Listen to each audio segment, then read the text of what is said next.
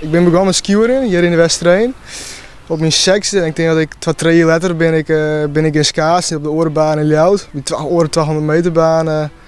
Ja, ongeveer op mijn 18 jochen ben ik begonnen. Toen ik van de basis kwam ben ik richting Grains gegaan.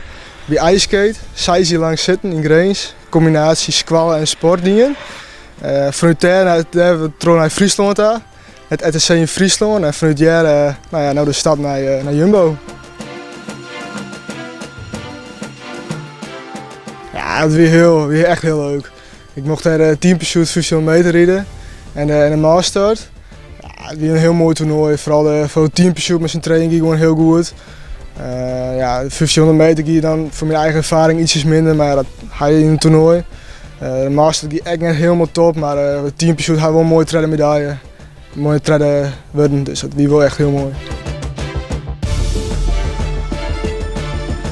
Ja, dat was echt gaaf. Het was echt een cadeautje van Jan Koopmans, de bondscoach van Nederland. Dat was echt heel gaaf. We gingen naar de training, zei de coach van ja jongens, je moet even blowen.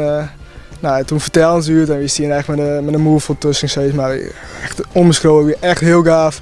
En toen, daarheen, het 10.000 kilometer orenkant van de wereld. Tolhoren in het vliegtuig en het was echt heel erg gaaf. En een mooi toernooi en leuk om het mee te meiden. En eigenlijk voor de eigen ervaring. Het jouwt zoveel motivatie richting de toekomst. En dan wisten we ook gewoon, ja, van dit wil ik wel.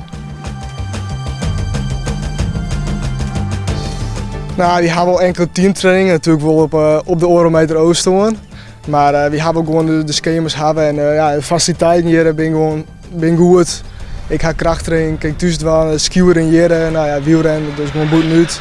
Hutrennen is wel, sprongentrainingen van het schaatsen is wel. Dus eigenlijk ga ik niks te klagen. Maar ja, de teamtrainingen mis ik wel. Maar dat komt hopelijk normaal weer. Dat is natuurlijk wel een naam in de schaatswereld. Ja, Jacques is natuurlijk, doet samen met Diane het technische gedeelte, dus echt het schema's. Ik ben verder nog onder Peter de Vries. Ja, het bent toch een mooie naam en de begeleiding is gewoon heel goed. En dat is wel de stap die ik graag maak voor het hier en dat is wel lukt. Bij Jumbo-Visma had natuurlijk 2 taken, zoals de Velmet-team met de kernploeg. Zijn Kramer bijvoorbeeld in Sint-Peter Roest. En we gaan nu de nieuwe tak de marathonploeg. Jack die streeft gewoon dat wie ik als marathonrijders wel op een lange baan echt goed door. Ik heb zelf natuurlijk een heel goed lange baan verleden, iets minder marathon. Dus voor mij is dit hier nog wel een beetje ziekje van naar de juiste oplossing ervoor.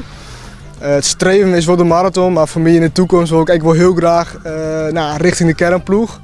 Binnen 2-3 jaar, 4 jaar hier, hoe lang het nodig gaat. En dus dat is wel het uiteindelijke doel natuurlijk. Ja, ik hoop het wel. Ja, ik wil wel graag een stap daarheen meisje inderdaad. En als het goed lukt, dat is natuurlijk het warm, maar ik wil wel echt alles doen om het te gaan lukken.